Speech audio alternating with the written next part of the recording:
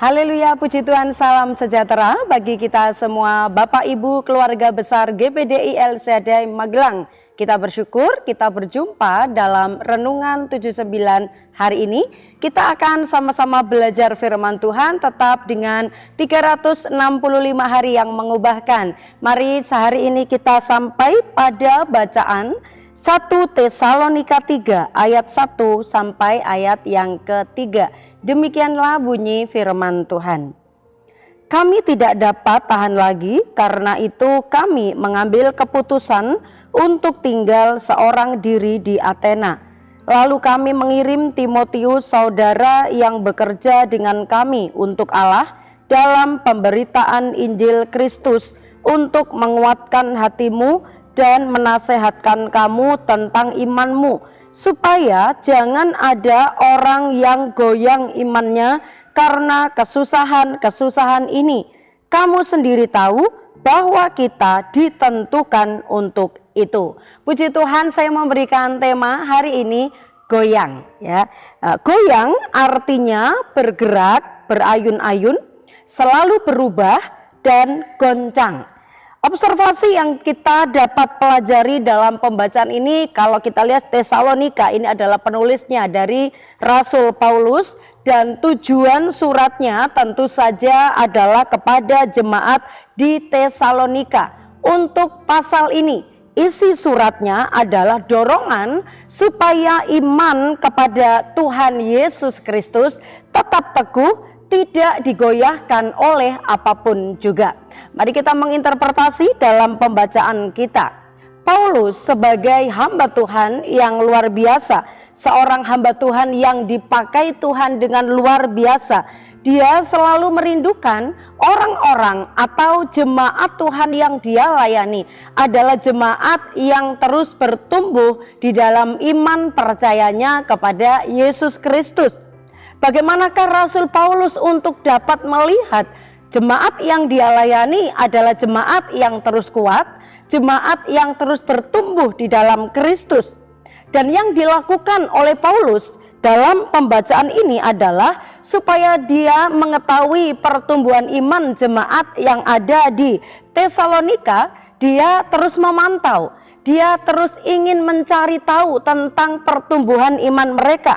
Dengan cara apa? Dia mengirimkan surat, juga mengirimkan Timotius sebagai rekan sekerjanya dalam pelayanan untuk datang ke Tesalonika, memantau mereka, melihat dan juga menanyakan kabar jemaat yang ada di Tesalonika.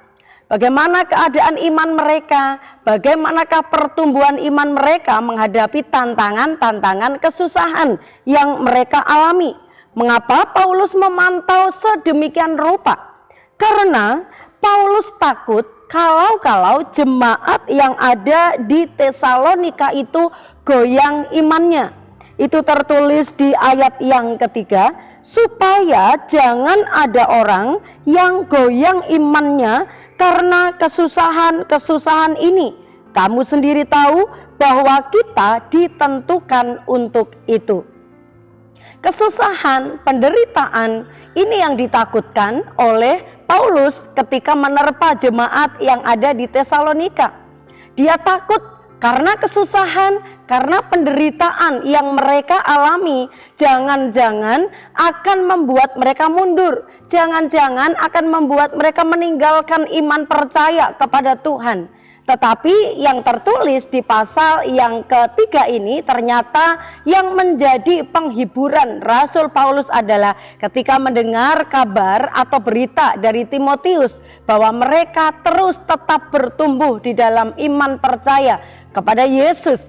Di tengah-tengah kesusahan, di tengah-tengah penderitaan, dia percaya bahwa iman jemaat di Tesalonika mereka tetap kuat di dalam Tuhan. Di zaman modern ini Bapak Ibu, bahwa anak-anak Tuhan tentu saja ada yang mengalami kemerosotan iman atau iman percayanya yang digoyangkan oleh sesuatu.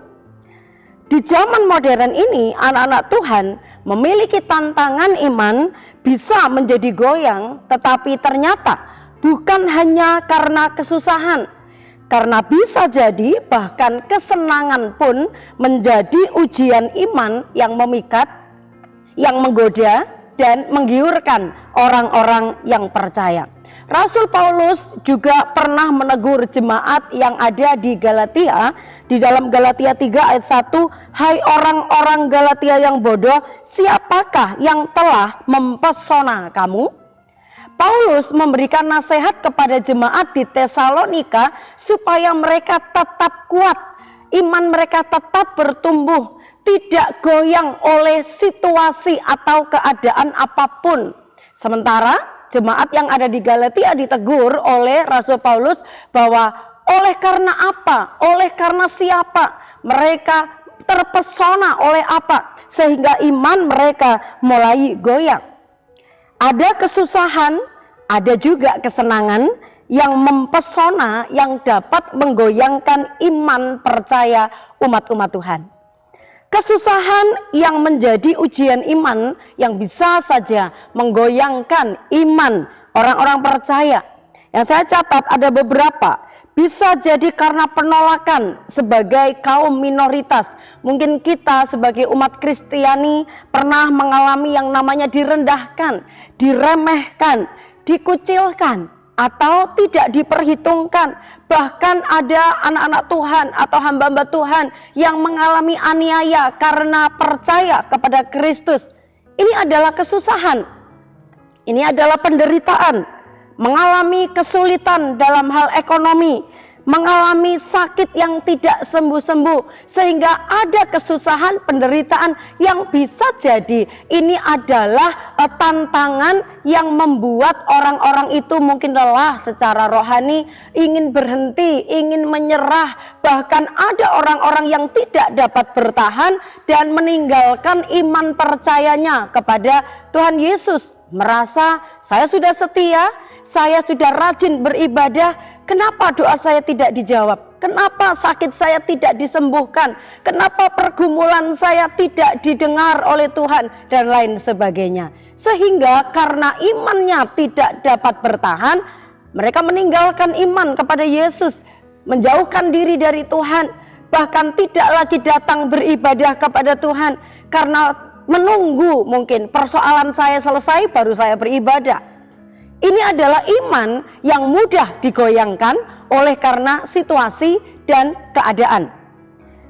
Kesenangan yang menguji iman juga bisa membuat seseorang itu goyang. Misalnya karena harta. Matius 6 ayat 21, "Karena di mana hartamu berada, di situ juga hatimu berada." Harta memang menjadi kebutuhan. Mungkin kita ingin memiliki uang yang banyak atau tempat tinggal yang bagus dan lain sebagainya, tetapi bahwa harta tidak dapat menyelamatkan jiwa kita, roh kita. Harta tidak akan sampai masuk kepada kekekalan. Itu sebabnya manusia masih banyak yang menjadikan harta itu sebagai segala-galanya di dalam hidup mereka, sehingga mereka jatuh, sehingga mereka kehilangan iman karena harta.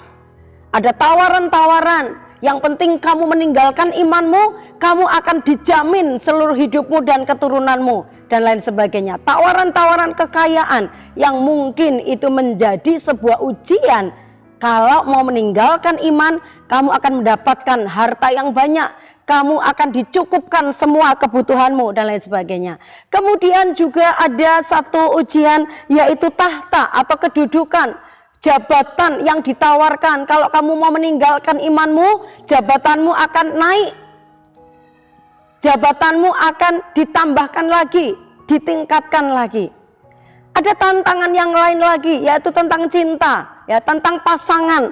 Ada anak-anak Tuhan, anak-anak muda rela meninggalkan iman kepada Kristus dan menuju kepada lebih memilih kepada pasangan hidup yang tidak seiman. Menjual Yesus karena cinta, karena iman. Ini menjadi sebuah nasihat bagi kita juga Bapak Ibu. Kalau Rasul Paulus sangat menekankan nasihat ini kepada jemaat di Tesalonika karena kesusahan, jangan sampai mereka goyang imannya. Dan ini menjadi pesan penting bagi kita. Hal-hal apakah yang membuat iman kita menjadi lemah? Karena kesusahankah? Atau karena kemewahankah justru kita jauh dari Tuhan? Mari kita belajar supaya kita jangan goyang karena suatu apapun. Aplikasi yang dapat kita pelajari dan kita dapat lakukan adalah kalau kita diizinkan mengalami ujian dalam kesusahan, mari tetap berjuang dan tetap bertahan. Karena kita percaya dari Tuhan pasti ada pertolongan dan ada kekuatan.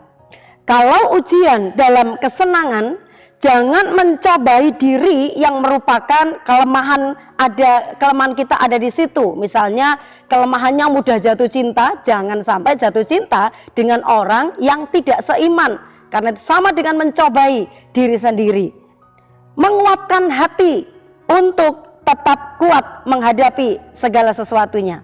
Dalam 1 Korintus 15 ayat 58, karena itu saudara-saudaraku yang kekasih, berdirilah teguh, jangan goyah, dan giatlah selalu dalam pekerjaan Tuhan, sebab kamu tahu bahwa dalam persekutuan dengan Tuhan, jerih payahmu tidak sia-sia. Semakin giat di dalam pekerjaan Tuhan, di dalam hal-hal rohani, itu akan menguatkan kita untuk fokus tujuan hidup kita kepada Tuhan, sehingga tantangan, rintangan yang kita hadapi di dunia ini tidak akan melemahkan kita. Karena kita kuat di dalam Tuhan, maka kekuatan Tuhan itu akan terus ada bersama-sama dengan kita. Puji nama Tuhan, kita bersyukur buat setiap anugerah Tuhan yang Tuhan limpahkan di dalam setiap kehidupan kita. Kita percaya kehidupan kita ada di dalam genggaman tangan Tuhan. Dan percayalah Tuhan yang bertanggung jawab atas hidup kita. Dia memberikan kemampuan, Dia juga yang memberikan kekuatan bagi kita. Puji nama Tuhan. Terima kasih kepada Bapak Ibu yang dengan setia mendengarkan Renungan 79 setiap harinya. Saya percaya Bapak Ibu diberkati. Dan apabila Bapak Ibu menerima berkat dan ingin membagikannya dalam bentuk kesaksian atau pokok-pokok doa tertentu yang ingin Bapak Ibu sampaikan, Bapak Ibu dapat menyalurkannya melalui chat WhatsApp 0813 274 288. Mari kita bertumbuh bersama, saling mendoakan, saling menguatkan di dalam Dia. Kita terima firman Tuhan ini, tundukkan kepala, berdoa. Terima kasih Tuhan buat kasih setiamu. Kami percaya kebaikan Tuhan yang dapat kami nikmati setiap hari. Tolong agar kami dapat menjadi pelaku-pelaku firman Tuhan. Apapun tantangan kami yang menggoda kami, menggoyangkan iman kami, tetapi biarlah hati kami tetap tertuju kepada Tuhan.